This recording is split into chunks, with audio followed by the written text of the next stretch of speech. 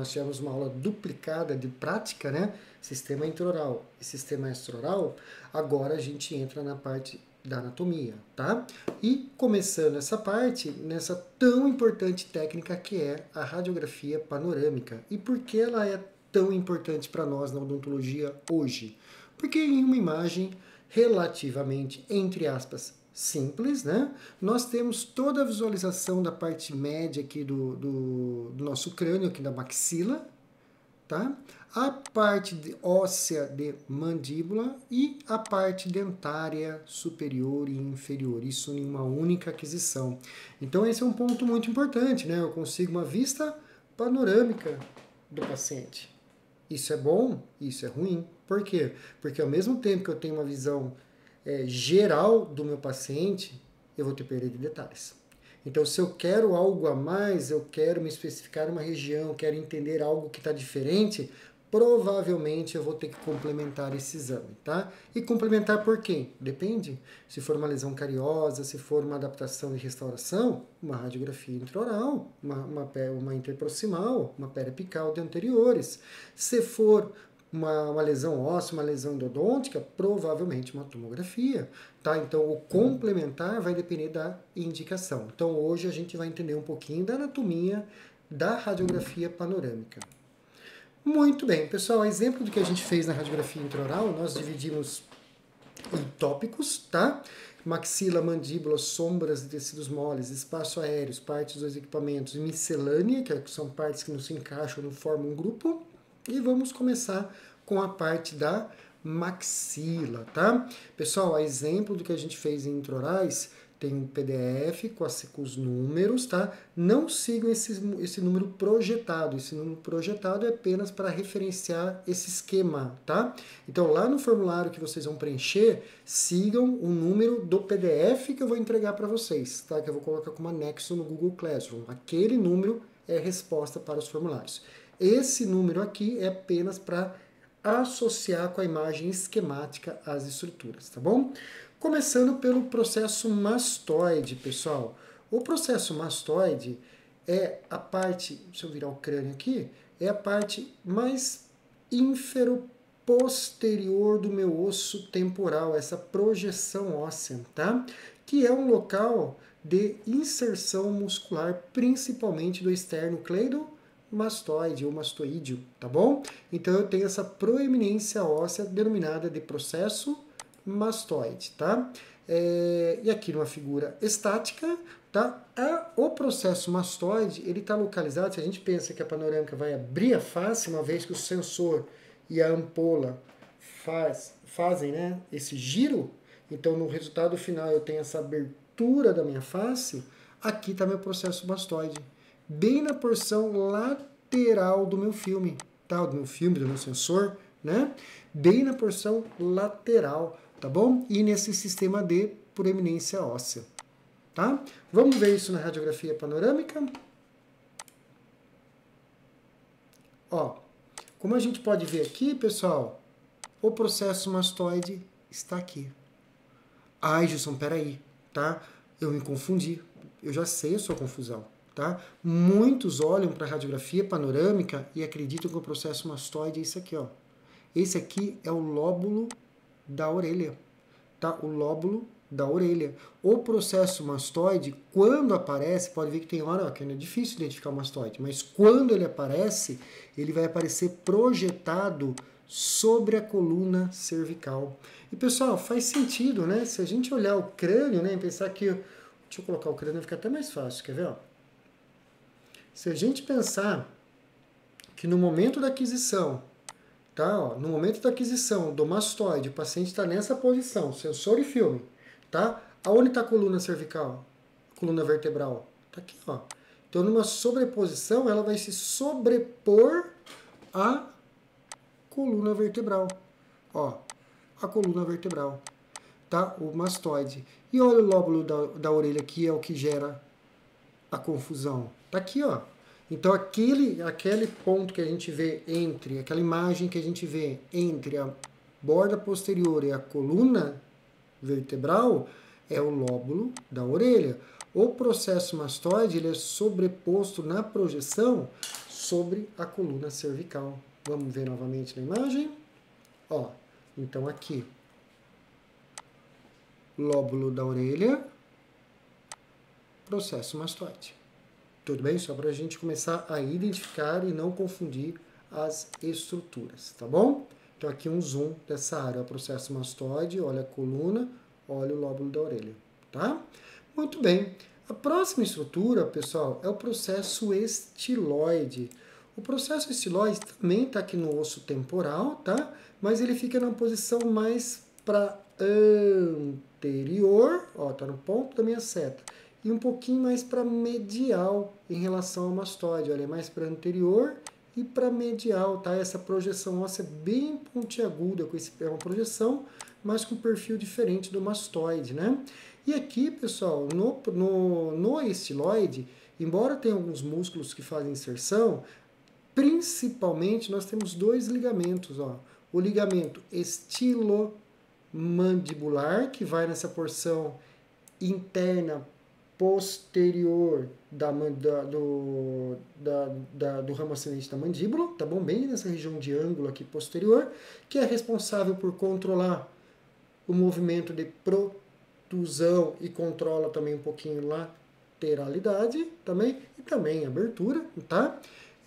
E nós temos o estiloioide, que vai lá para o ocioide, responsável por sustentação do ocioide, um dos ligamentos, uma das estruturas responsável por sustentação do meu ocioide. Então, saindo aqui do meu processo estiloide, o estilomandibular e o estiloioide.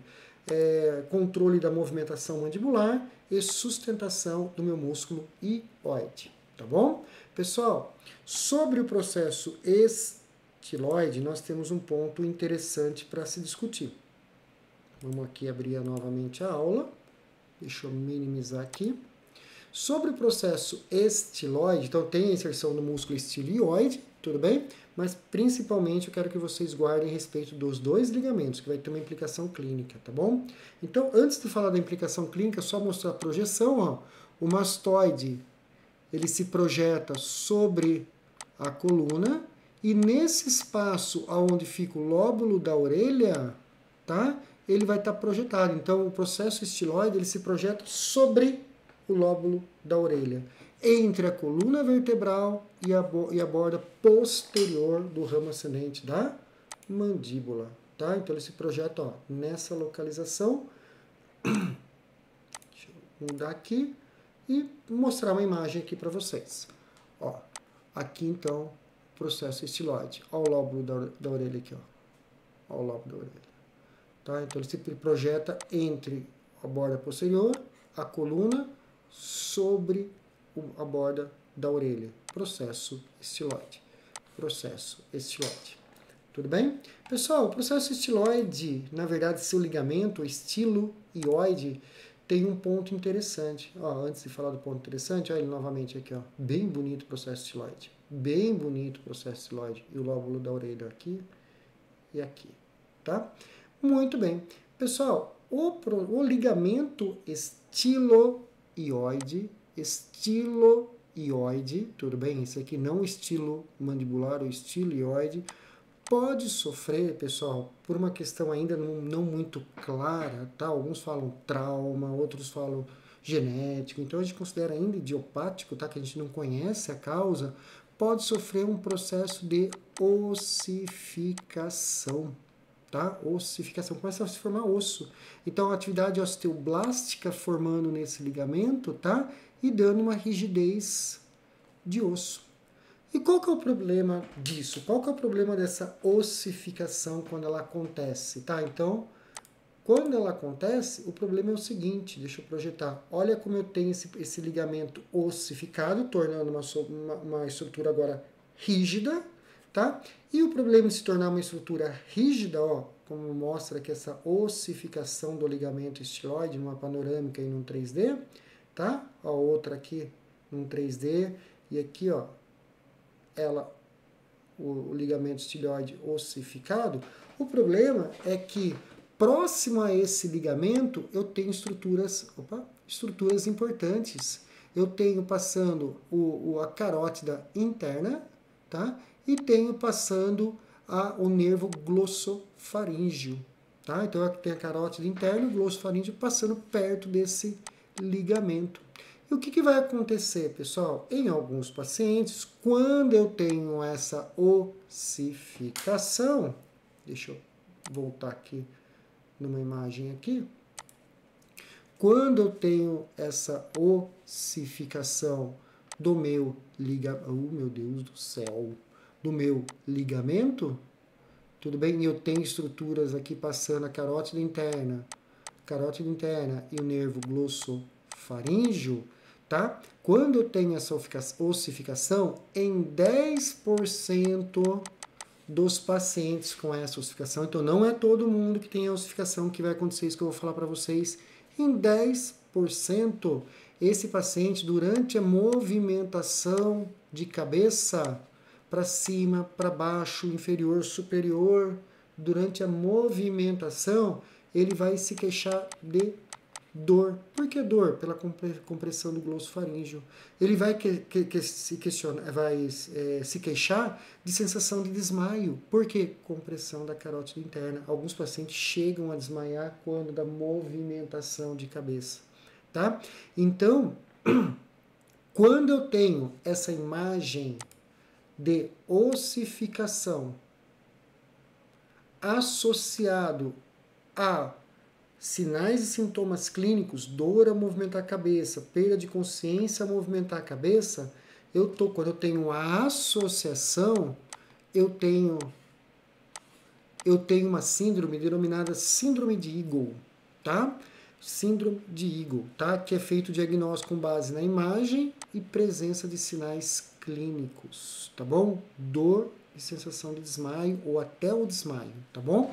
Porém, pessoal, para aqueles pacientes que não têm a clínica, só tem a imagem, tá? Ele não é portador da síndrome de Eagle, ele é portador de uma ossificação do ligamento estiloioide, tá? Qual que é o tratamento para esse paciente? Nenhum. Se ele não tem nenhuma implicação clínica por apresentar a ossificação, ele não precisa de nenhum tratamento. Quando que ele vai necessitar o tratamento? Ele vai necessitar tratamento quando, além da imagem, isso está gerando repercussão clínica. Em quantos por cento isso gera dos pacientes? Em 10%. Tá bom? Daí, quando ele apresenta sinais clínicos, ele passa a ser denominado, então, de síndrome de Eagle, tá? Essa condição. Pessoal, detalhe, tá? Importantíssimo, tá, pessoal? Vocês vão receber laudos imaginológicos, tá? Vocês vão olhar imagens panorâmicas e vocês vão agora detectar isso, essa ossificação do ligamento estiloioide, tá? E, pessoal, a sugestão que eu dou é, você não pode chegar para o paciente e falar, nossa, eu estou vendo aqui uma alteração no seu exame. Quando você movimenta a cabeça, dói? Você sente sensação de desmaio? Por quê? Porque você pode criar nele agora essa sensação de desmaio, essa dor. Tá? Então, quando ele é portador da síndrome de Eagle, ele vai relatar para você. Então, durante o exame inicial, ele vai falar, doutora, além de tudo isso, quando eu mexo a cabeça dói. Ou durante o exame físico inicial, um dos procedimentos é a movimentação, não é? Durante essa movimentação, você vai detectar. Tá? Então, cuidado para não, entre aspas, criar uma síndrome de Eagle psicológica no paciente. Tá? Então, nossa, estou vendo uma ossificação aqui, o senhor não tem dor, porque isso aqui pega a carótida, pega o glossofaríngeo, daí complica. Tá? Então, veio no laudo, quando você pediu um exame, ou você detectou, tá? Isso é que eu sempre falo, é uma carta na manga para o diagnóstico. Eu quero dizer com isso, deixa a carta quietinha. Durante o exame inicial, durante a queixa do paciente ou durante o exame físico, ele vai falar para você. Se ele não falar, ele não tem síndrome de Eagle, tá? Aquela carta continua no meu bolso, eu não falo nada, tá? O que eu faço? Nada, não precisa de tratamento, não precisa de nada. Aí, se ele apresentar essa dor, o que eu faço? Encaminhamento para um buco maxilofacial, tá? E lá na bucomaxilofacial você tem algumas possibilidades de tratamento, tá? Então não é meu objetivo falar de tratamento, pode ser que tenha até coisas mais modernas, diferentes, né? Sempre está surgindo, né? Por exemplo, aqui tem a aplicação de corticosteroides locais, tá? Injeção com corticosteroide. Por quê? Porque o corticosteroide inibe osteoblasto, tá? E estimula osteoclasto, então você pode ter uma diminuição desse processo de ossificação, diminuindo os sinais e sintomas. Tudo bem? Ah, não foi suficiente? O buco pode fazer uma cirurgia de remoção do ligamento. Então tem várias vertentes que daí é a decisão clínica do bucomaxilo frente ao quadro clínico apresentado, tá bom? Então é importante, detectou? Opa, vamos encaminhar. Pessoal, tem na imagem, não tem sinais e sintomas, o que ele é portador? Ossificação do ligamento estiloide, tá? Não tira a carta da manga, deixa ela lá, do bolso, deixa ela lá, tá? Só use ela quando precisar, ó. Tem dor, tem sintomatologia, opa, então provavelmente é síndrome de Higel, encaminhamento para bucomaxilo, tá? Por quê? Como eu falei, de 10 pacientes que vocês observarem isso, apenas um apresentará sinais e sintomas, no máximo. Tudo bem, pessoal? Tá? Síndrome de Higel. Atenção para essa informação, tá bom? Olha aqui, pessoal. Tá? Ah, Gilson, mas como que eu vou saber que está ossificado? Daí vem a próxima pergunta, né? Porque você me mostrou o estiloide alguns slides atrás, tá? E agora você me mostra essa imagem e fala que está ossificado. Como que eu vou saber que está ossificado? Qual o parâmetro que eu devo usar?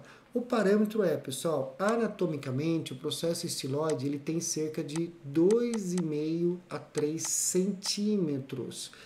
Logicamente, a gente não vai mensurar. 2,5 a 3 centímetros equivale à região média do ramo ascendente. Se eu pego aqui, divide por 2, aqui, então até aqui ele é considerado normal. Quando ele passa a metade do ramo ascendente, ele é considerado o que ele possui ossificação do ligamento estiloide. Se ele apresentar sinais clínicos, essa associação passa para ele síndrome de Higel. Se ele não apresentar sinais clínicos, ele é portador apenas da ossificação. Qual que é o tratamento? Nenhum. Tudo bem, pessoal? Tá? Muito bem. Então vamos dar sequência aqui, tá? Já mostramos aqui, mostramos a questão da dor, ó. Então é portador de ossificação do ligamento estiloide. Muito bem. Próxima estrutura, uma estrutura bem simples de a gente observar, pessoal, que é o meato auditivo externo, tá? Ele vai estar localizado acima do nosso processo estiloide, tá? Então, deixa eu abrir aqui novamente, tá? Então, quando a gente pega numa vista lateral, que vai ser a vista da projeção da panorâmica, ó, processo estiloide, tá? Processo bem na ponta da seta, acima dele aqui, ó. Então, acima dele, numa projeção lateral, o meato auditivo externo. Muito bem, vamos ver na imagem, ó. Processo estiloide, na verdade ele fica um pouquinho mais para cima aqui, ó. Aqui tá melhor esse esquema, tá bom?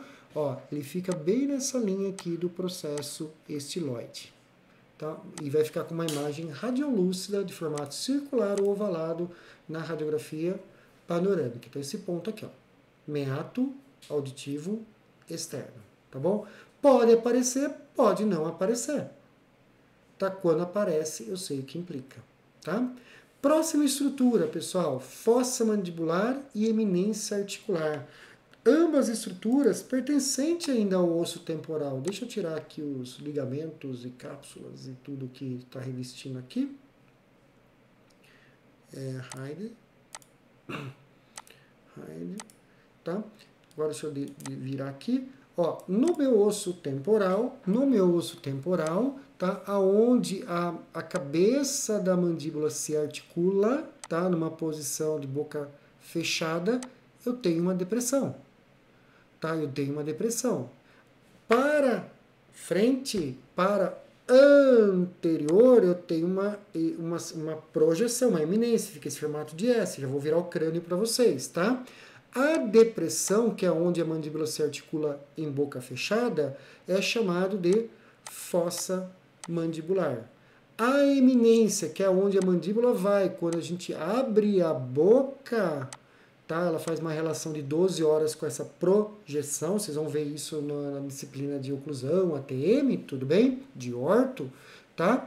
Ela sai da fossa, de uma relação de 12 horas com a fossa, e vai para uma relação de 12 horas com a eminência, tá? Que é essa projeção.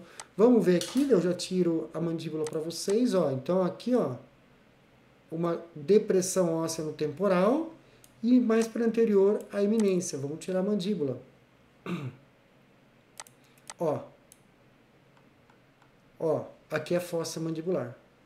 E aqui é a eminência articular. Na imagem, ó, bem lateral, a gente vai ver isso aqui. A gente vai ver a fossa e a eminência. Fica esse formato de S. Projeção, eminência, depressão, fossa, tá? E pensando fisiologicamente, paciente com boca fechada, a cabeça da mandíbula está se articulando aqui. Quando o paciente abre a boca, tá? A cabeça da mandíbula vai fazer uma linha de 12 horas agora com a eminência, tá? Então são estruturas importantes para a gente ver, tá? Para a gente conhecer. Não que a gente vai fazer essa avaliação de posição da mandíbula em panorâmica, isso a gente não faz. Tá? Tem exames próprios para ver posição certinho. Lembra que na técnica da panorâmica, como a gente viu na prática, o paciente não está em boca fechada, oclusão, boca aberta. O que ele está? Ele está projetando a mandíbula um pouco para frente, mordendo um mordedor. Não é isso? Então eu não posso falar nada que a cabeça da mandíbula está fora, está dentro, anteriorizada, posteriorizada. Por quê? Então é uma posição totalmente não anatômica, tá? Isso para você ter uma radiografia panorâmica dentro dos padrões de qualidade, tá bom? Vamos minimizar e vamos ver a imagem, ó. Fossa mandibular, eminência articular, tá? Como que a gente vê isso na radiografia panorâmica? Fossa mandibular, eminência articular, tá? Fossa mandibular, eminência articular, tá? Então a gente vê essa relação aqui. Vamos ver outra imagem. Ó.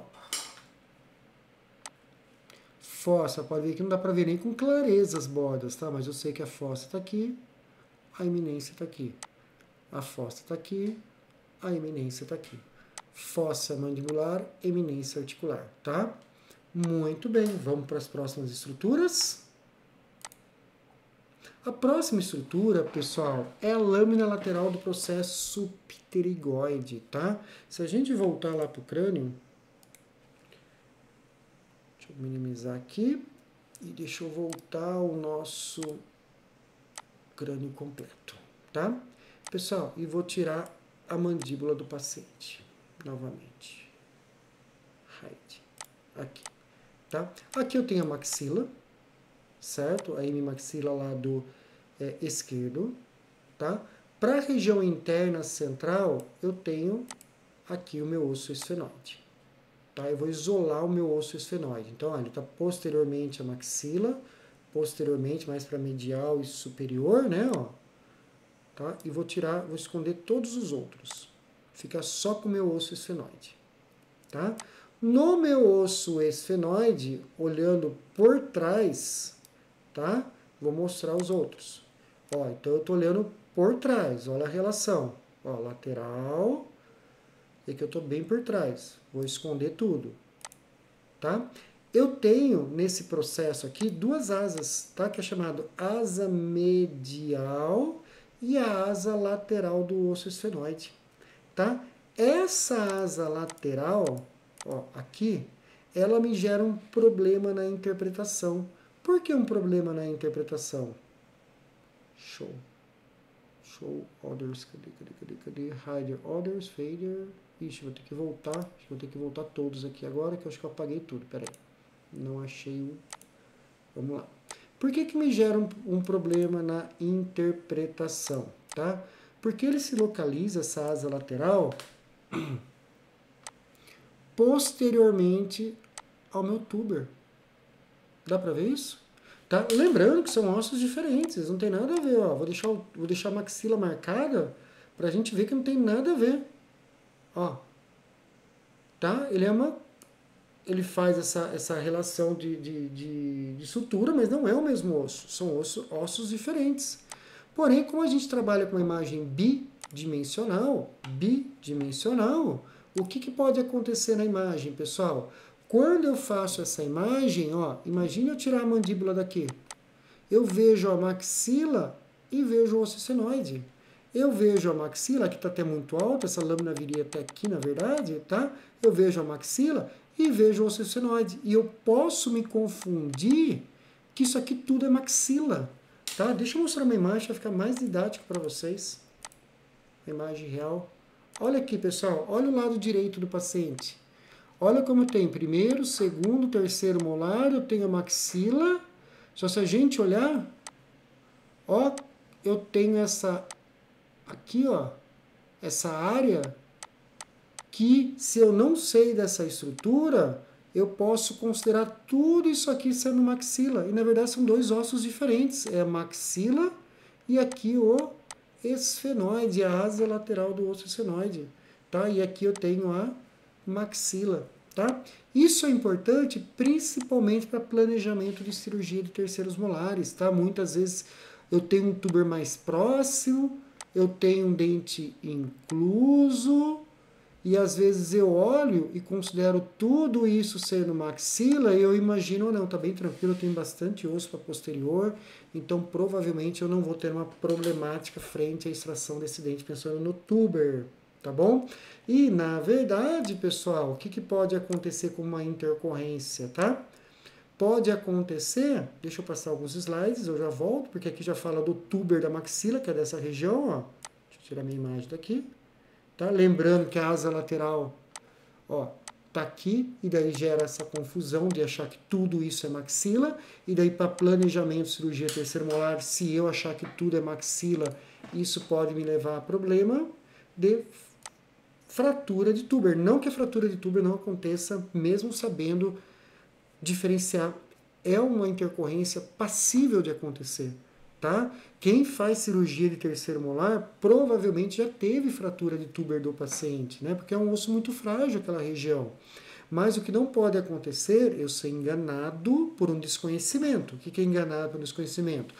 Planejar minha cirurgia de terceiro molar e imaginar que eu tenho um baita quantidade de osso para trás, que a chance dessa intercorrência é baixa e muitas vezes, então, me pegando desprevenido, despreparado, tá? Então, novamente, pode acontecer intercorrência da fratura de tuber tendo o melhor planejamento possível? Lógico que pode, é uma intercorrência, pessoal, tá? Com melhor planejamento, melhor execução? Sim, tá? O que não pode fazer é eu errar no planejamento por um erro de diagnóstico, tá bom? Muito bem, então essa é a importância da lâmina lateral do tuber e saber diferenciar, tá? Próxima estrutura, pessoal, não tem grandes segredos, tá? É a órbita, tá? A órbita, normalmente na radiografia panorâmica, eu vou pegar ela de 1/3 a metade dela, tá? Pela altura, tudo bem? Eu não chego a pegar ela por completo, por isso que na radiografia panorâmica, a órbita, deixa eu passar para cá, aqui, a órbita a gente vê como meia órbita, né? Vamos entre aspas assim, né? Falando. Por quê? Porque a gente pega metade ou a 1/3 a metade dela, tá? Então a outra metade no meu sensor eu não vou pegar ela por inteira, tá? Então essas duas linhas bem radiopacas que a gente observa lá do direito e lado esquerdo seria o assoalho e parede lateral e medial da minha órbita. Eu não consigo pegar ela por inteiro no meu sensor. Tudo bem? Vamos ver isso numa radiografia real, tá? Opa! Acho que no próximo slide. Aqui, pessoal. Olha aqui, então, a minha órbita. Aqui é a minha órbita. Aqui é a minha órbita. tá? Aí aqui embaixo, pessoal, aqui vai ser o seio maxilar. Tá? Aqui é o seio maxilar. Tá? E tá cortando aqui a minha órbita. Tá cortando. Vai pegar metade, um terço, metade da minha órbita. Tudo bem? Muito bem. Próxima estrutura, pessoal, o forame e o canal incisivo, a gente falou bem na radiografia intraoral, tá? Na panorâmica eu não vou falar. Por quê? Porque de regra geral ele não aparece ou de muito difícil visualização. Olha lá, olha como é diferente da imagem intraoral que eu apresentei para vocês, que a gente discutiu bastante em sala de aula, tá? Aqui na panorâmica sua visualização é comprometida. Porém, como eu falei para vocês na aula de intraoral, quando eu tenho uma condição patológica, que é o cisto do ducto nasopalatino, isso eu falei para vocês como um spoiler para a aula de lesões ósseas, a gente vai falar dessa lesão quando estiver abordando lesões ósseas, tá? Segundo semestre, quando eu tenho essa lesão, daí eu consigo ver. Tá? Então, o que eu tenho que estar atento na radiografia panorâmica? Sempre meu olho, quando eu estou avaliando uma radiografia panorâmica, ele sempre observa essa região. Por quê? Porque se tiver tudo normal, não me aparece nada aqui. Se tiver com a lesão, você observa esse aumento nessa região. Ó. Esse aumento na região. Você pode ter um pouquinho de deslocamentos dentários, que pode gerar um apinhamento dentário. Tá? Pode gerar um aumento na região aqui do palato anterior, devido ao canal incisivo ter proximidade com o palato. Tudo bem? Daí a presença de uma lesão óssea denominada cisto do ducto nasopalatino. A gente vai ver bem dessa lesão em lesões ósseas. Aqui é apenas uma conexão para essa estrutura óssea que estamos analisando, aprendendo. Tudo bem? Muito bem. Próxima estrutura, pessoal, cavidade nasal. Aqui eu não vou me atentar muito, porque a gente conversou bastante sobre cavidade nasal na aula também da semana passada, né? De intraorais. A gente falou da importância, de como ela é formada, soalho, septo, a questão das conchas nasais. Tudo o que eu falei na aula teórica para as radiografias intraorais se aplica na radiografia panorâmica com o mesmo entendimento teórico e de visão, tá? Com uma diferença, na radiografia panorâmica eu posso ver a concha nasal inferior e normalmente eu vejo a média também, tá? Na intraoral eu só vejo a inferior, aqui eu posso ver a média. E a superior? Superior eu não vejo. A superior está escondidinha lá atrás, aqui atrás eu não vejo, tá bom? Nem na periapical e nem na panorâmica, tá bom? Ó, então, esquematicamente, tá? Então, eu vou aproveitar muito da aula da intraoral, tá? Cavidade nasal direita, cavidade nasal esquerda, assoalho da cavidade nasal, assoalho da cavidade nasal, septo nasal, concha nasal inferior e normalmente eu vejo a média. Lembrando que sempre a inferior é de maior dimensão. Tá? Sempre saindo da parede lateral e vindo para em direção ao septo, a minha concha nasal, tá bom? Muito bem. Vamos então dar um overview na minha imagem real. Ó, então eu tenho o assoalho, aqui seria a cavidade, olha a concha nasal aqui, ó, inferior do lado direito. Tá? Olha a concha média aqui. Olha a concha aqui inferior, o septo nasal ósseo, a concha média. Que mais? O assoalho e assoalho. E a espinha anterior. Tudo bem? Tudo que a gente falou na radiografia intraoral. Tá? Um zoom agora. Septo, assoalho, concha nasal, concha nasal, concha nasal, concha nasal e aqui os espaços da minha cavidade nasal. Tá bom? Muito bem. Ó que legal, né? A gente aproveita muito o conhecimento das aulas, né? Tem que ser interligado, né? Tudo que a gente aprendeu no intraoral se aplica aqui. Ó, se aplica aqui. Tudo bem? Muito bem. Agora tem uma estrutura diferente. Palato duro. Tá? Olha que interessante o palato duro, pessoal. Na panorâmica, a gente vai ver no próximo slide que sobre a região apical, tá? Uma distância de meio a 1 centímetro, vocês vão observar normalmente 1 a 2 linhas aqui projetadas horizontais. Tá? Essa projeção dessas 2 linhas é o palato duro. Tudo bem? Ela fica cerca de meio a 1 centímetro sobre os ápices dentários. Ó, são essas linhas aqui, ó. Ó, aqui e aqui. Tá vendo essas linhas horizontais brancas que cruzam a minha radiografia de forma horizontal? Tá? Olha a distância aqui normalmente, ó, de meio a 1 centímetro distante dos meus periápices. Palato duro. Tudo bem? Beleza, galerinha? Todo mundo acompanhando até aqui? Vamos lá? Sem perder energia, sem perder força, vamos caminhar. Ó, palato duro novamente aqui, ó. Palato duro. Palato duro. Pessoal, seios paranasais. Olha que legal. Já falamos nas radiografias intraorais. Já falamos o que são seios paranasais, a importância biológica, anatômica, das partes, das variações. Não falamos na aula de radiografias intraorais? Pessoal, tudo se aplica novamente aqui. Então, tudo que eu falei nas radiografias intraorais dos seios paranasais, com destaque ao seio maxilar, e nós destacamos seio maxilar, anatomia normal e variações, tudo se aplica novamente aqui. Tá? Vamos ver isso então? Ó, esquematicamente, mostramos até essa imagem aqui para vocês, né? Mas era um contexto de intraoral, né? Ó, o seio maxilar, a sua relação com dentes pré-molares e pré-molares posteriores. E aonde que ele vai aparecer daí, pessoal?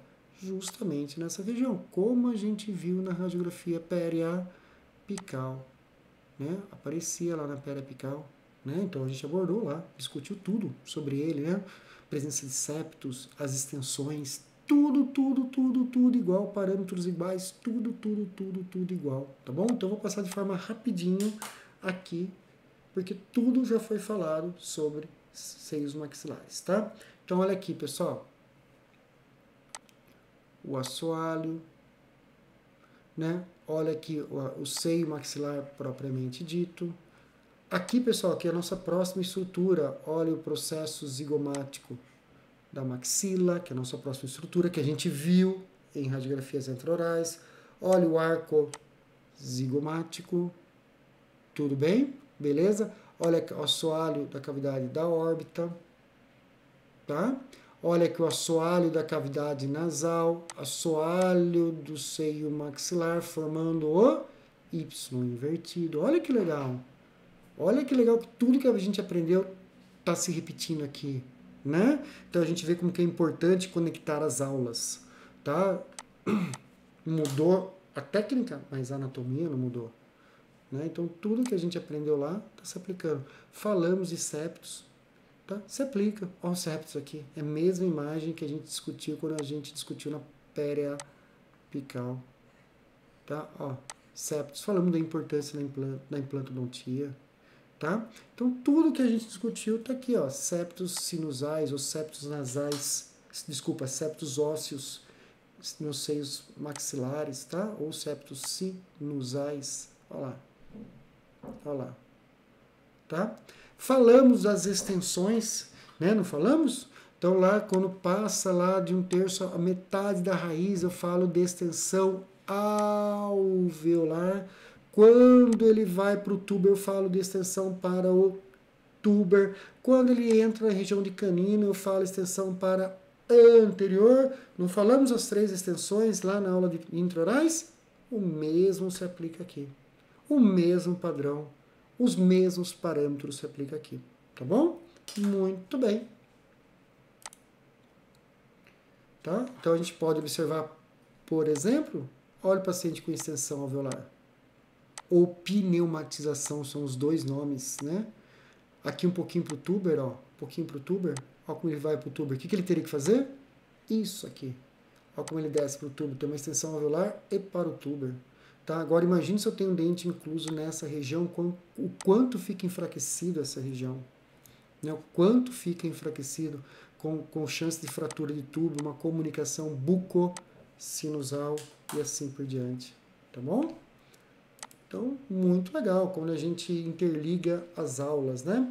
Novamente, outra estrutura que a gente discutiu, pessoal, que eu já até dei um spoiler há um minuto atrás, processo zigomático da maxila e o arco zigomático, né? Então, o que a gente está vendo agora, pessoal? O processo zigomático da maxila e o arco zigomático. E olha quando o paciente está de lado, vai fazer a técnica da panorâmica ou da periapical, né? Olha a projeção como fica aqui no formato de U, de ver essa proeminência óssea, ó, essa proeminência óssea, ó, e depois indo em direção lá à eminência articular, opa, errei aqui, a eminência articular e fossa mandibular, olha aquele rastro que a gente chamou do arco zigomático. Né? Isso a gente falou, tudo falou, explicou na radiografia intraoral, ó como se reaplica na panorâmica. Isso eu não posso perder, isso para todas as disciplinas, tá, pessoal? A gente, quando é aluno, a gente tem um problema que é o desvincular o conhecimento. O que é o desvincular o conhecimento? O que eu aprendi na anatomia, eu aplico na anatomia. O que eu aprendi na dentística, eu aplico na dentística. O que eu aprendi na cirurgia, eu aplico na cirurgia. O que eu aprendi na pério, eu aplico na pério. O que eu aprendi na estomatologia, eu aplico na estomatologia. E, pessoal, a odontologia é uma só. O paciente é um só. Tá? O plano de tratamento é geral. Ou seja, o conhecimento que eu adquiri na pério, anatomia, fisiologia periodontal, tudo isso é importante num diagnóstico total do meu paciente. Tá? Que quando eu vou fazer um implante no meu paciente, esse conhecimento periodontal, conhecimento da biologia óssea, conhecimento da fisiologia óssea é importante.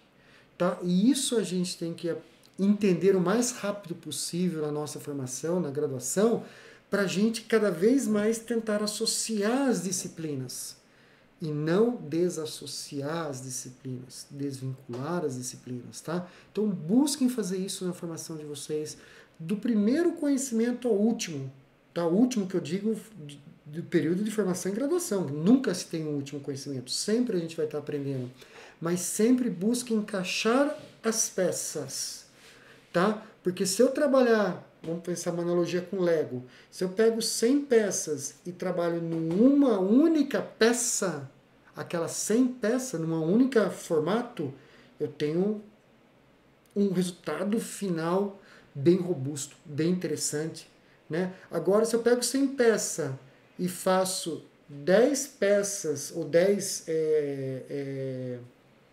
bonecos, artes, sei lá como que eu posso chamar, né? Separados, eles não vão se ligar. E não vai ser robusto aquele resultado final. E é isso na odontologia. Se eu pego o meu conhecimento e trabalho de forma global com ele, o meu resultado do meu paciente vai ser bom. Vai ser bom. Porque eu apliquei para ele conhecimentos anatômicos, biológicos, fisiológicos, técnicos e especializados.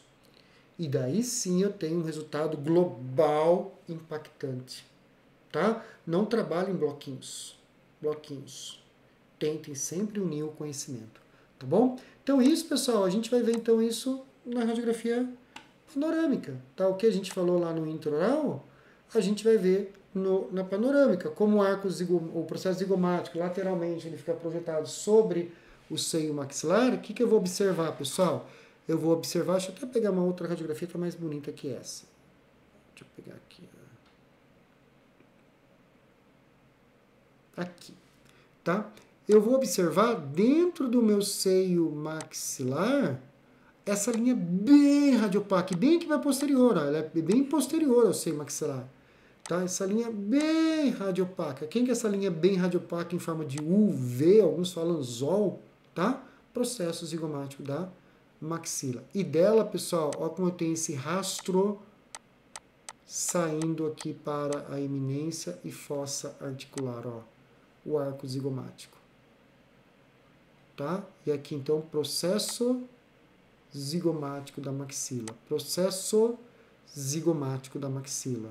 Tá? E o meu arco zigomático. Ó, eminência e fossa. tá? Tudo que a gente viu lá se aplica, não desassocie, associe, tá bom? Muito bem. Sobre o âmulo não falaremos, nós falamos o intronais, aqui na panorâmica dificilmente ele vai aparecer, tá? E a outra próxima estrutura, essa sim importante, um marco de localização, que é a fissura ptérigo-maxilar. A fissura ptérigo-maxilar, pessoal, ela localiza aqui nessa região entre a maxila e o esfenoide. Essa fissura óssea que nós temos aqui, ó. Eu vou tirar o zigomático. Aqui, ó, essa fissura, tá? Que fica entre a maxila e o esfenoide. E nessa estrutura, pessoal, passa a parte nervosa, ó, como tem várias estruturas passando por essa fissura, e a parte vascular, tá? Então é uma fissura, eu tenho um conjunto vasculo-nervoso passando, tudo bem? Nesse sentido, pessoal, essa fissura, se a gente observar, ó, opa, aqui, bati sem querer. Essa fissura, ela fica então na região posterior da maxila, fazendo então separação, ou fazendo separação com o meu osso esfenoide, com aqui a lâmina lateral, e forma essa fissura. Se é fissura, é radiolúcido. E olha o formato dela. Ó, olha o formato dela. Opa, errei aqui. Escapou a caneta. Olha o formato dela. Muitos autores chamam de gota invertida. Esse aqui é o nome informal, não é nome de prova, tá? Então a gente vai trabalhar com fissura ptérigo-maxilar, ou deixa eu colocar os nomes aqui para vocês, ó, tá na projeção. Ó. Fissura ptérigo-maxilar ou esfenopalatina, esses são os nomes técnicos, tá? É o nome que a gente usa em prova, tá? Usa em conversa técnica, mas ela é conhecida informalmente pela sua morfologia de gota invertida. Gota invertida não é o nome técnico para essa estrutura, tá? É o nome informal pela sua aparência. Nome técnico para a prova, para discussão técnica, conversa com outro profissional. Fissura ptérigo-maxilar ou fissura esfenopalatina, tá? Olha onde ela se situa aqui, pessoal. Bem nessa, ó, aqui é o processo zigomático da maxila, tá? Aqui é o seio maxilar, continua subindo o seio maxilar porque ele vai coincidir com a parede posterior, e pode perceber que nessa região, ó, duas linhas se abrem, para cá e para cá. Aqui é a continuidade da maxila e do esfenoide, e formando a fissura ptérigo-maxilar, ou esfenopalatina. Tá, então acompanha o processo zigomático, acompanha o seio maxilar, sobe, sobe, sobe, e você vai perceber que ele se divide. E aonde ele se dividiu é a fissura esfenopalatina. Ó, processo zigomático, óleo, vamos pegar o sólio lá no começo, vai vindo, vai subindo, opa, ele se divide, formando a fissura esfenopalatina ou ptérigo-maxilar. Vamos ver outra imagem? Ó, na ponta da minha seta. Olha, processo zigomático da maxila. Processo zigomático da maxila. Olha o seio maxilar. Vamos desenhar todo o seio. Ó, cadê? Vamos pegar lá anterior e vai vindo. Dividiu. Vai vindo. Dividiu. Tá? E olha aqui, processo zigomático da maxila, processo zigomático da maxila. Muito bem. E o Y invertido também, nós conversamos sobre o Y invertido, né? Que é aquela região do encontro do assoalho do seio maxilar com o assoalho da cavidade nasal, próximo da região de canino. Tá? Eu tenho essa estrutura que lembra o Y de ponta cabeça, que vem a ser então o Y invertido. Tá? Assoalho do seio maxilar, assoalho da cavidade nasal, então é um ponto anatômico Y invertido, certo? Muito bem. E nesse momento, pessoal, nós terminamos as estruturas da maxila, tá? E nossa aula para por aqui. Na aula da semana que vem, continuaremos de uma forma são menos estruturas, tá? Nós terminamos aqui. Então, pessoal, essa primeira tarefa que eu vou passar do formulário representa as estruturas da maxila, que seria a parte 1. E na parte 2, na quarta-feira, nós trabalharemos essas demais estruturas e fechando assim nosso conhecimento de radiografia panorâmica. Pessoal, espero que vocês tenham gostado da aula. Aproveitem que é o momento que vocês podem voltar, tá com dúvida, tá? Isso é um ponto positivo quando se manda esse material complementar também em forma de vídeo, né? Então, tendo uma sistemática para assistir, tá? Você aproveita muito bem esses materiais complementares na forma de vídeo, tá? Então aproveita e na semana que vem, na quarta-feira de manhã e à tarde, dependendo da turma que vocês estão, estaremos juntos para mais uma LOD aula, no mesmo LOD local. Tudo bem, pessoal? Tô brincando. Um super abraço a todos, espero que tenham gostado da aula. Qualquer dúvida, eu e toda a nossa equipe estamos à disposição ao longo da semana para esclarecer, tá bom?